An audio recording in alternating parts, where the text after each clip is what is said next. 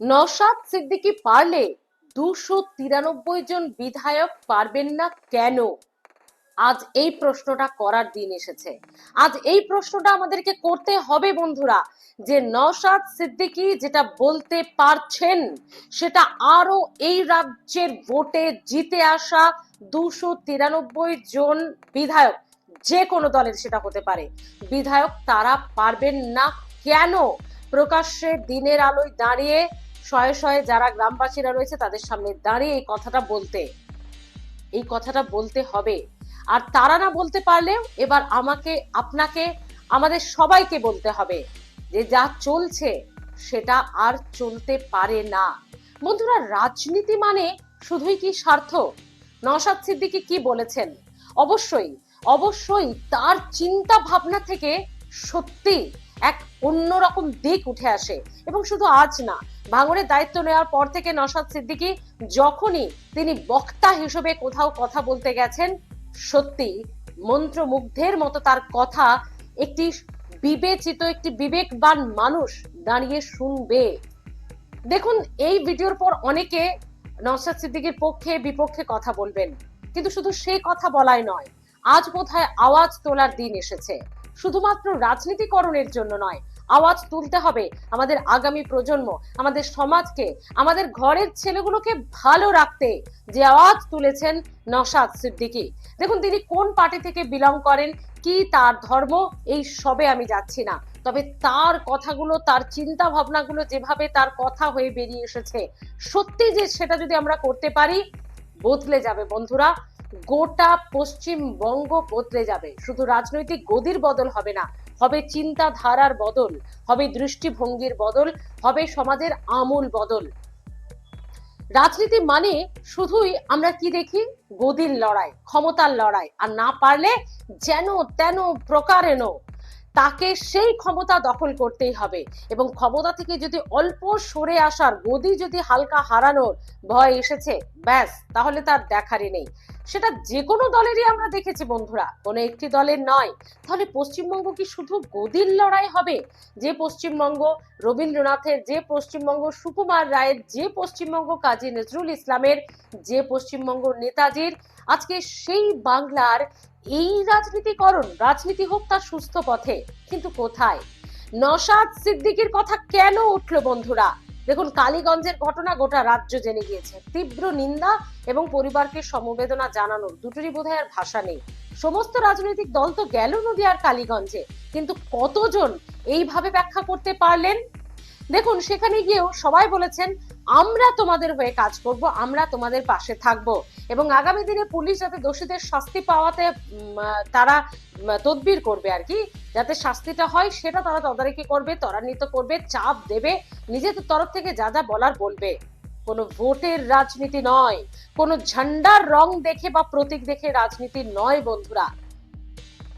মা, তোমরা তোমাদের ছেলে মেয়েদের পড়াও, মা তোমরা তোমাদের ছেলে মেয়েদের মানুষ তৈরি করো, মা তোমরা পারলে একবেলা না খেয়ে থাকো, রোজা রাখো একদিন, কিন্তু স্কুলে পাঠাও, ছেলে মেয়েকে শিক্ষার আলো দেখাও, না হলে যে অন্ধকার দিন আসতে চলেছে।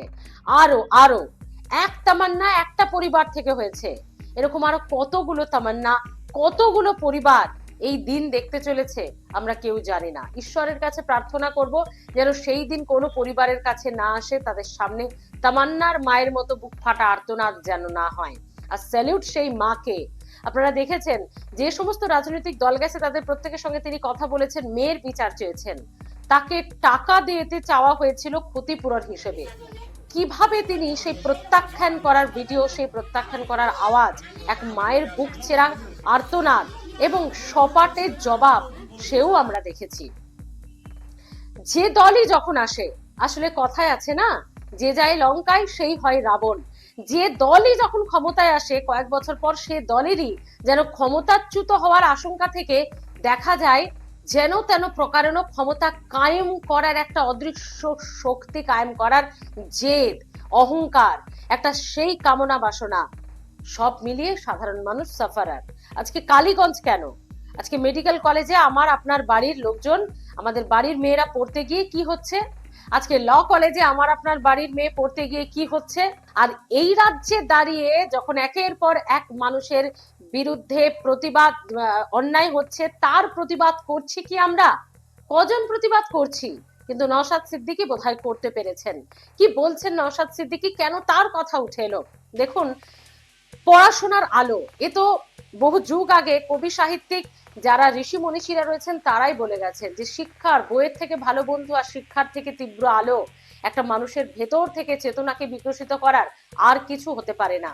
কালীগঞ্জে স্কুল আছে, নওশাদ সিদ্দিকী দাঁড়িয়ে বলেন স্কুলটায় খবর নিয়ে দেখুন, হয়তো গুটি কয়েক পড়ুয়া হবে, 2 থেকে 3 জনও টিচার আছে কিনা সন্দেহ, কারণ পড়াশোনা সেই তাগিদটাই তো নেই। আর এটারই ডিসঅ্যাডভান্টেজ অপপ্রয়োগ করছে কিছু রাজনৈতিক দল। কোন রাজনৈতিক দল আমি বলবো না, কারণ যে যখন ক্ষমতায় এসেছে, এই যাদের মধ্যে কম শিক্ষা, যাদের মধ্যে অশিক্ষা, যাদের মধ্যে দারিদ্রতা, যাদের মধ্যে না পারা, যাদের মধ্যে বঞ্চনা, তাদেরকেই কাজে লাগিয়েছে। নওশাদ সিদ্দিকী সেই এইখানেই তিনি হিট করেছেন। আপনাদের এই না পারাটাকে, আপনাদের এই না পাওয়াটাকে, আপনাদের এই অশিক্ষাকে, আপনাদের এই শিক্ষা না থাকাটাকে কাজে লাগাচ্ছে। আপনার হাতে বই ধরানোর জায়গায় ধরিয়ে দেওয়া হচ্ছে আপনার সন্তানের হাতে লাঠি। যে সন্তান শিক্ষার আলোকে শিক্ষিত হবে, আলোকিত হবে, যার চেতনা, যার বিকাশ, সেই জায়গায় সে ভাবছে কি করে অন্যায় করব। একেবারে অপরাধ মনস্কতা ঢুকিয়ে দেওয়া হচ্ছে রন্ধ্রে রন্ধ্রে। মা, তোমার ছেলে মেয়েদের রোজা রেখে হলেও, একবেলা না খেয়ে হলেও স্কুলে পাঠাও, পড়াশোনা করাও, কারণ এটারই তো ডিসঅ্যাডভান্টেজ নিচ্ছে। কোনো বাইরে থেকে লোক আনতে হচ্ছে না, আমাকে দিয়ে আমার লোকদের মারানো হচ্ছে। হ্যাঁ, কারণ আমার মধ্যে তো সেই শিক্ষাটাই নেই যে আমি আমার ভালো মন্দ বুঝবো। আমাকে যেটা এখানে দেওয়া হচ্ছে, আমার মধ্যে তো সেই শিক্ষা, সেই চেতনাই নেই যে আমি আমার ভালো মন্দ, আমার সমাজের, আমার ভবিষ্যতের, আমার দেশের, দশের, আমার পরিবারের বুঝবো।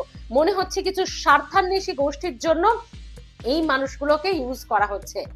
লাল, হলুদ, সবুজ, সাদা, নীল, যে কোনো দলীয় পতাকা হতে পারে, রাজনীতি থাকবে, দলীয় মতাদর্শ থাকবে তার জায়গায়, রাজনীতিকরণের জায়গায়, কিন্তু সেটা একেবারে সামাজিক জীবনে উঠে আসবে যে সেখানে এক শ্রেণীর বঞ্চিত মানুষকে, যারা হয়তো অর্থের অভাবে, যারা হয়তো সামাজিক অবক্ষয়ের অভাবে, যারা হয়তো বলা যেতে পারে যে তার পারিপার্শ্বিক ক্ষমতার অভাবে, যাদের হয়তো শিক্ষার গণ্ডি পর্যন্ত পৌঁছতে পারেনি, সেটারই ডিসঅ্যাডভান্টেজ নিচ্ছে আজকে সমস্ত রাজনৈতিক দলগুলি। কোন রাজনৈতিক দল এখানে কিন্তু বাদ যায় না। আজকে বলুন তো, যখন নওশাদ সিদ্দিকী আইএসএফ এর বিধায়ক হওয়ার পর তার একটি কথা আমার আজও মনে আছে। তিনি বলেছিলেন একটি প্রকাশ্যে ভাষণে, আপনারা নিজেদের মধ্যে মারামারি করেন কেন, নিচু তলার কর্মীরা? আপনাদের বলছি, আপনারা যারা নিচু তলার কর্মী, কোনোদিন দেখেছেন নওশাদ সিদ্দিকী, শুভেন্দু অধিকারী, অভিষেক বন্দ্যোপাধ্যায়, মমতা বন্দ্যোপাধ্যায়, মদন মিত্র, ফিরহাদ হাকিম, তারা মারামারি করে দেখেছেন কোনোদিন? না, আপনারা করেন, কারণ আপনারা তাদের কর্মী। তারা যেভাবে বলে দেন আপনারা সেভাবে কাজ করেন। কোনোদিন দেখেছেন মোহাম্মদ সেলিমকে লড়াই করতে? কোনোদিন দেখেছেন সুজন চক্রবর্তীকে লড়াই করতে? কোনোদিন দেখেছেন নওশাদ সিদ্দিকীকে তাদের মধ্যে, মানে বলছি যারা ওপর তলার নেতারা রয়েছেন তাদের মধ্যে কোনোদিন একটা মারামারি করতে দেখেছেন? 2-4টে খারাপ কথা একে অপরের বিরুদ্ধে বলে, আবার বাকিটা কিন্তু পেছনে সব ঠিক চলে। তাদের কখনো অফ দ্য রেকর্ড কোনো অনুষ্ঠানে গিয়ে দেখবেন একে অপরের সঙ্গে ছবি তুলছে, একে অপরকে সঙ্গে নিয়ে প্লেট নিয়ে দাঁড়িয়ে কোথাও একটা সুন্দর অনুষ্ঠানে গিয়ে খাচ্ছে, হাসছে, গল্প করছে, সৌজন্য বিনিময় করছে। মারামারি করে মরছে কে, কারা? আপনারা যারা কর্মী, যাদের দলের জন্য আবেগ আছে, সেই আবেগটাকে লাগান, কাজে লাগান দলের ভালোর জন্য, অন্য দলের কর্মীদের সঙ্গে মারামারির জন্য নয়। নওশাদ সিদ্দিকী ঠিক কি বলেছেন শোনাবো আপনাদের। করতে চান এই ছেলে মেয়েগুলোকে মা পড়াতে হবে, রোজা রাখবেন। আমি আপনাদের বলে যাচ্ছি, পয়সা নাই, রোজা রাখবেন। কি বলছি মা, বুঝতে পেরেছেন? অর্থের অভাবে পড়াতে পারছে না, রোজা রাখবেন, খাবেন না সারাদিন, তাও ছেলে মেয়েগুলোকে পড়ান। আর নাহলে আজকে একটা তামান্না গাছে দেখবেন পুরো গ্রামটা শেষ করে দেবে। আমার অনুরোধ এটাই, যখন দেখবেন মমতা ব্যানার্জি, নওশাদ সিদ্দিকী, শুভেন্দু অধিকারী, দিলীপ ঘোষ সব হাতাহাতি লড়াই করছে, তখনই আপনারা হাতাহাতি লড়াই করবেন, তার আগে একদম হাতাহাতি লড়াই করবেন না। অনুরোধ আমার এটাই। হবে তো ভাই? যখনই বিজেপির কেউ মারতে আসবে, তৃণমূলে কেউ মারতে আসবে, আইএসএফ এর কেউ মারতে গেলে আপনারা এটাই বলবেন, এই তোদের নেতারা কি অমুক নেতাকে মেরেছে, কোনোদিন প্রমাণ আছে দেখাতো ভাই? তুই মারবি 2 হাত জায়গায় 4 ঘা মারবি, দাঁড়া। তুই বল শুভেন্দু অধিকারী মেরেছে কাউকে দেখেছিস? অভিষেক ব্যানার্জি কাউকে মেরেছে দেখেছিস? নওশাদ সিদ্দিকী কাউকে মেরেছে দেখেছিস? ফির আপনার মোহাম্মদ সেলিম সাহেব কাউকে মেরেছে দেখেছিস? দেখাতে পারবি? দেখাতে পারবে না। তা তুই আমি মারপিট করছি কেন? তুই আমি মারপিট করে তো নেতা বানাবো। হবে তো নওশাদ সিদ্দিকী 1,21,000 টাকা মাইনে, তোর আমার কি হবে বল? বলবেন আপনারা? বলতে পারবেন না? নওশাদ সিদ্দিকী আরো একটা কথা বলেছে, আরে ভাই আমি তো বিধায়ক, 1 লাখ 1.5 লাখ 2 লাখ যাই পাই আমি সেটা পাবো এবং আরামসে থেকে যাব আজীবন। আর তোমরা কি করবে? তোমাদের কথা ভেবেছো কখনো? রাজনীতি হোক সমৃদ্ধির রাজনীতি। আজকে এই এত এত বিভেদ, এত সংঘর্ষ, এত যে হানাহানি, তা শুধুমাত্র অশিক্ষা, আমাদের কম বোঝা, আমাদের এই জায়গাটাকেই বিভিন্ন রাজনৈতিক দলের নেতাদের ব্যবহার বা আমি বলবো ডিসঅ্যাডভান্টেজ নিয়ে নেওয়া, অপপ্রয়োগ করা। নওশাদ সিদ্দিকী মায়েদের গিয়ে সেটাই আবেদন করেছেন, এই অপপ্রয়োগের, এই অব্যবহারের জায়গাটা দেবেন না। ছেলে মেয়েগুলোকে শিক্ষিত করতে হবে, একমাত্র শিক্ষাই পারে এই রাজনীতির চেহারাটা বদলে দিতে। তাই আমাদের আমূল পরিবর্তন প্রয়োজন, শুধুমাত্র গদি বা ঝান্ডার রঙের নয়। পরিবর্তন আমাদের শিক্ষার যে মূল্যবোধের, চেতনার যে মূল্যবোধ রয়েছে তার। আমাদেরকে সত্যিকারের শিক্ষিত হতে হবে, সত্যিকারের মানুষ হতে হবে, না হলে কিন্তু তামান্না ঘরে ঘরে হবে। আজ এ পর্যন্তই। অবশ্যই আপনাদের কমেন্ট আশা করব।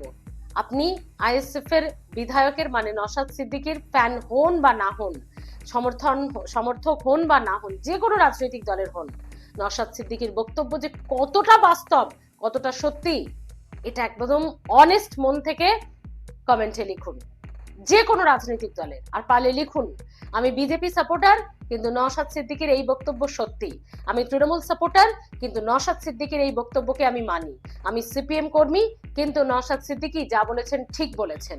এটাই করা উচিত। লিখুন তো।